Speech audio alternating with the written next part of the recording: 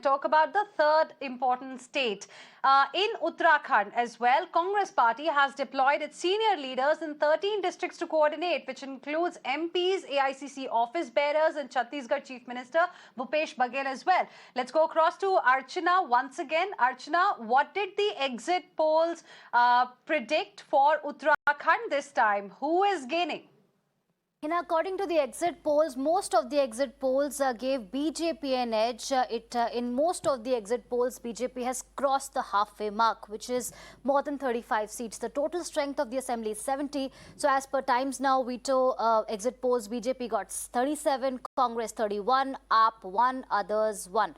Now, India Today Axis gave 36 to 46 seats to the BJP, 20 to 30 to the Congress, 4 to 9 to others. Now, C Voter gave 26 to 32 to the BJP, 32 to 38 to the Congress. Chanakya gave 43 to the BJP and 24 to the Congress.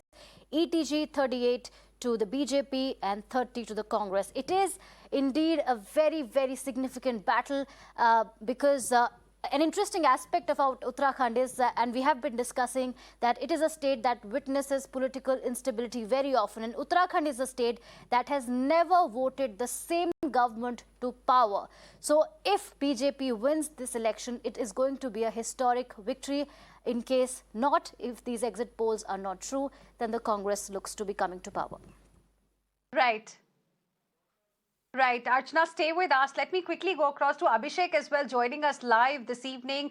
अभिषेक, जिस तरह से हमने देखा कि गोवा की बात करें या मणिपुर की बात करें, रिजॉर्ट पॉलिटिक्स शुरू हो गई है। उत्तराखंड से भी कुछ इसी तरह की खबरें आ रही हैं। देखिए हिना, यहाँ की राजनीति की अगर मैं बात करूं तो सबसे पहले हम बात करते हैं कि जो एग्जिट पोल्स के रिजल्ट आए हैं सामने, उसको देखते हुए ना तो कांग्रेस मानने के लिए तैयार है किसी तरह अपनी हार, और ना ही बीजेपी अपनी हार को मानने के लिए तैयार है। और दोनों ही पार्टियां अपने अपने तमाम दावे पेश कर रही है। जैसे तमाम एग्जिट पोल्स में बीजेपी को जिताया गया है। तमाम एग्जिट पोल्स ने जैसे 37 सीटें टाइम्स नाउ ने दिया है, और अलग जैसे चाणक्य की बात करें उन्होंने 40 अबाव दिया है। और बहुत सारे एग्जिट पोल्स ने बीजेपी को बिल्कुल सीधे रूप से जिताया, लेकिन जो कांग्रेस है वो इस बात से बिल्कुल इत्तेफाक नहीं रखती, और उन्होंने सीधे रूप से कहा है कि ये एग्जिट पोल्स वगैरह कुछ नहीं होता, और बल्कि हम लोग कल सत्ता में आ रहे हैं और कल से हम सरकार बनाएंगे और हम 42 से 44 सीटें हम लेके आ रहे हैं और बीजेपी को हम यहाँ से हराएंगे। ये अगर ऐसा होता है तो ये निश्चित ही एक बड़ी बात होगी। जैसे कि एग्जिट पोल्स की जो रिपोर्ट्स आ रही थी अभी तक,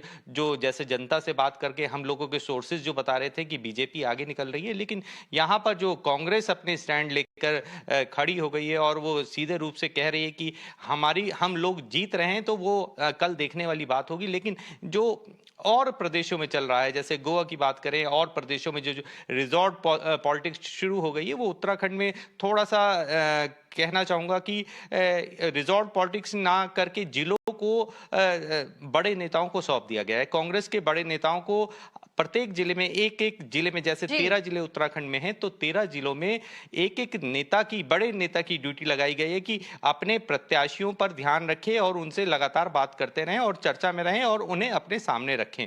तो इस तरह की जो पॉलिटिक्स शुरू हुई है उत्तराखंड में, वो कांग्रेस 2016 के चुनाव में जैसे बीजेपी ने तख्ता पलट किया था, उस चीज को मद्देनजर रखते हुए सरकार फिर ये कांग्रेस एक बार दोबारा से इस तरह का बिल्कुल भी डिसीजन नहीं लेना चाहती कि वो अपने प्रत्याशियों को या जिताऊ कैंडिडेट्स को अलग छोड़ दे। इसलिए उन्होंने 13 बड़े लीडर्स की ड्यूटी लगाई है। प्रत्येक जिले में 13 जो लीडर्स हैं वो अपने प्रत्याशियों पे नजर रखेंगे। लेकिन यहाँ पे एक बात और समझने की है, दोनों ही पार्टियां तकरीबन 6 से 8 सीटें ऐसी हैं जो किसी भी पार्टी से ताल्लुक नहीं करते। जैसे निर्दलीय सीटें हैं, 3 निर्दलीय सीटें ऐसी हैं जो वो ना तो कांग्रेस की झोली में जा रही हैं, ना ही भाजपा की झोली में जा रही हैं। तो ये दोनों ही पार्टियां उन 6 से 7 लोगों को साधने में भी जुट गई हैं। और जहां मैं अगर बात करूं तो कांग्रेस ज्यादा भयभीत दिखाई बात आपने बताई है कि 13 लीडर्स को कांग्रेस पार्टी ने भेजा हुआ है। 13 डिस्ट्रिक्ट्स में